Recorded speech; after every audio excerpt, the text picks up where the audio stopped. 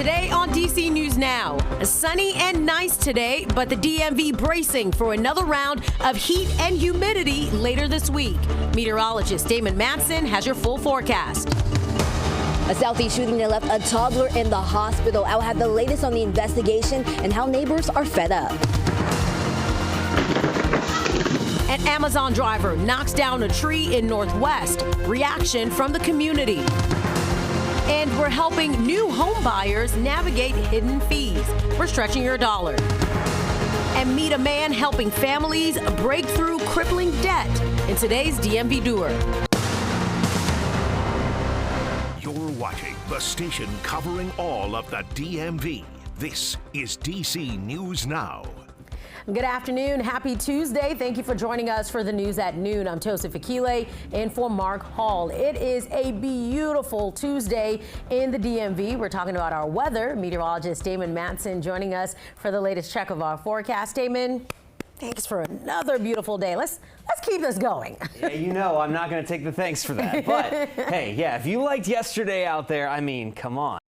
Even better, plain and simple, we have that perfect combination. It's not too hot, the humidity has finally started to fall, and we have a good amount of sunshine. Check it out. There's our temperatures at this lunch hour on this Tuesday. We're talking about lower 80s, 82 in DC. We have 82 in several spots in the DMV, especially across southern Maryland, down I-95 into parts of Virginia. As you drift back to the west, well, a little cooler in some spots. Leesburg at 79, Winchester a cool 73, Cumberland and Kaiser all the way out across the mountains there, 75. But most notably here, we dropped those dew point numbers finally. Last night, they did tumble a little bit more. We held on to some of that mugginess on Monday, but today we're talking about those dew point readings in the upper 50s to lower 60s. Yes, not the driest or the most comfortable air we could have, but it certainly does feel a lot more comfortable, and we're going to continue to see these drop just a little bit more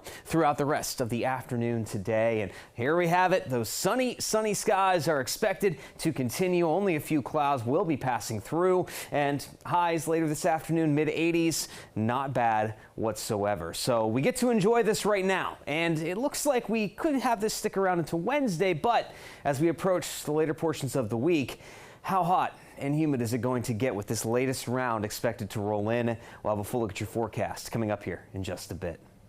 All right, Damon, thank you. We'll talk to you soon. A toddler was hit during a shooting in Southeast overnight, and the search is on for the shooter. Investigators tracked down a car in Prince George's County believed to be connected to the shooting, but there have been no suspects yet. DC News Now's Jamal Warners was at the scene and talked to fed-up neighbors. Several homes were hit by bullets in this Southeast neighborhood. You can see one bullet went through the pole in front of a home, another hit the window, and this is the aftermath after a toddler was shot. Now, several people in the neighborhood say they're tired of the senseless gun violence. It's stomach hurting. Many who live on Yuma Street in Southeast still trying to process after a 1-year-old was shot in the arm Monday. I'm glad to hear that the child is doing okay, but it's saddening to know that everyday life goes on like this. Police also say a 7-year-old was injured but not hit by gunfire. Police also confirmed Tuesday they found the vehicle involved in neighboring Prince George's County, but still no suspects. We want justice for this little baby that was shot. You know, it's unacceptable that people think it's okay to come in and unload a fully automatic weapon in our community where people have to live and grow their families here. It's unacceptable behavior. And this latest shooting has left people in the community fed up with the senseless gun violence. We gotta step up as older people to try to teach these youth. I'm tired. I'm just tired. I mean, that's an innocent child. She outside playing. So you telling me they can't come outside and play? Now, police are asking anyone with any information to come forward. There is a reward for up to $100,000. Reporting in Southeast, I'm Jamal Warners, DC News Now. All right, Yamari, thank you for that update. And in Montgomery County, we have an update there. Last week, we shared this video with you.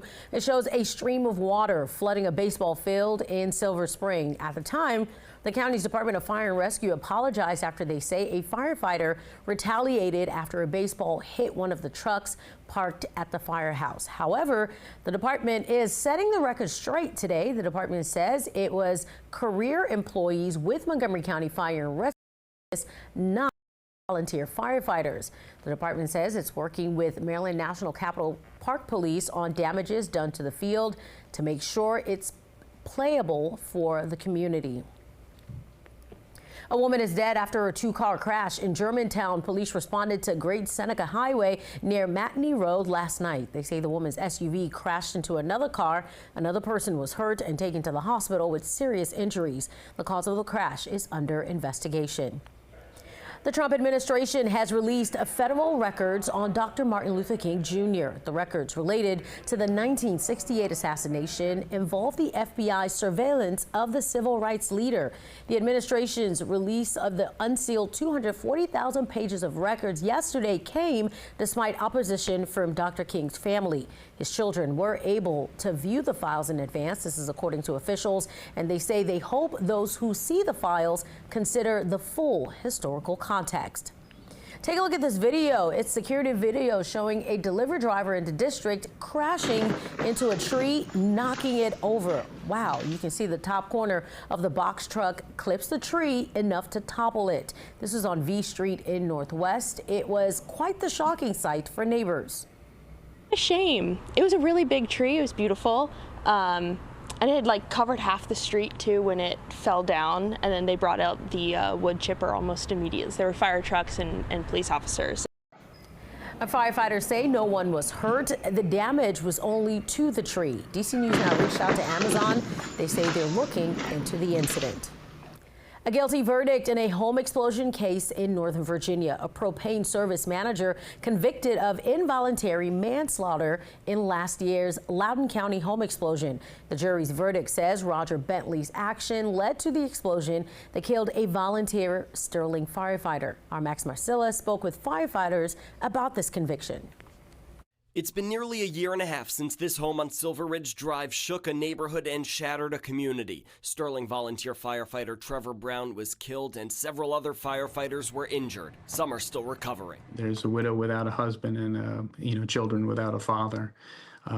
So that grief, I'm sure, will always be there. On Monday, a guilty verdict in the lone criminal case to come from the incident. Former Southern States service manager Roger Bentley found guilty of involuntary manslaughter and 3 misdemeanors. The verdict doesn't bring Trevor home or doesn't bring Trevor Brown back, but it is a step towards accountability. According to the Washington Post, the homeowner requested a refill of her 500-gallon underground propane tank, but a technician smelled an odor that indicated a leak and stopped filling it.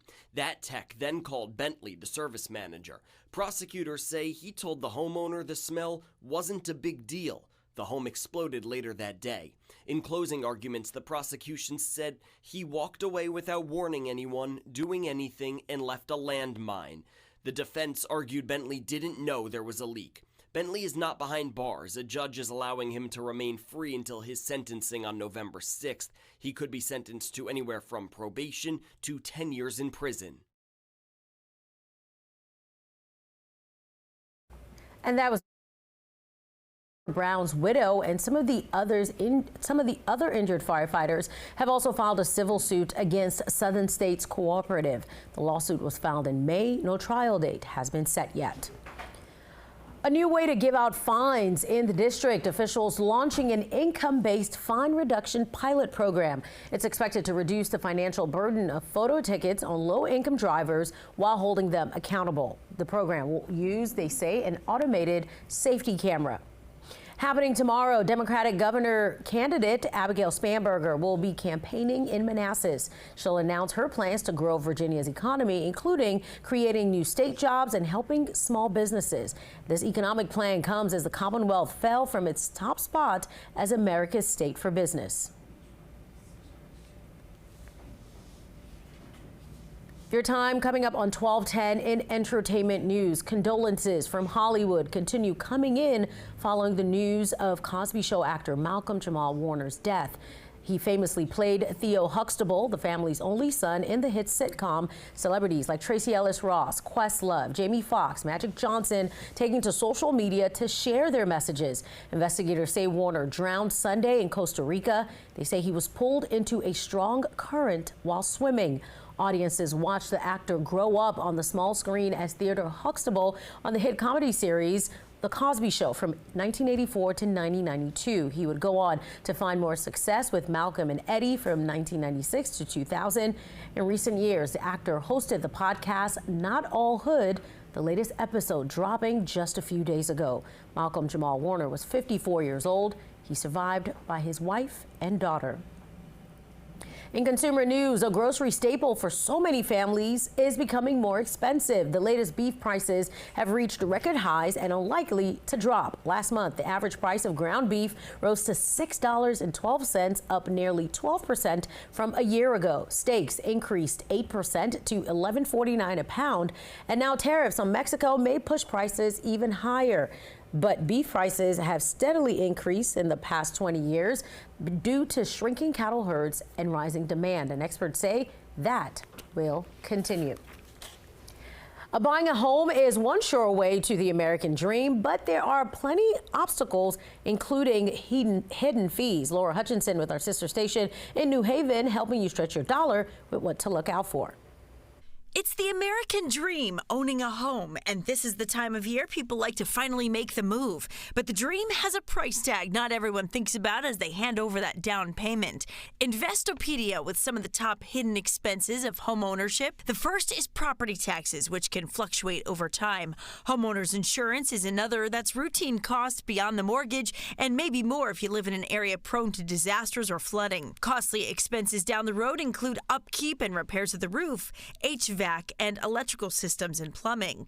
And while it seems cosmetic, upkeeping the outside comes with a hefty price tag, whether you do the work yourself or hire a professional. If you have considerable acreage, you may need to get a snow or leaf blower in addition to your lawnmower. Extra expenses beyond the house price tag to consider as you think about getting into a new home.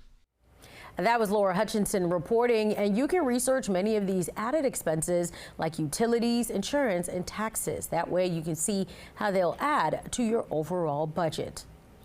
Changes are on the way to the National Weather Service, specifically how the agency delivers alerts during severe conditions. Officials say weather warnings can vary based on where you live, especially as forecasting trends evolve. The agency also looking to make flash flood warnings more impact-based, like making people aware of flooded roads or stalled out cars. All right, still to come here in your news at noon. Weather forecasting about to get a lot better thanks to AI. We have more after the break. But first, Damon, it's a beautiful day in the neighborhood. Yeah, we don't have much to worry about in the weather front today, so we'll soak this up. But there are changes coming down the line later this week. We'll talk about that coming up after the break. You're watching DC News Now at noon. Stick around. We'll be right back.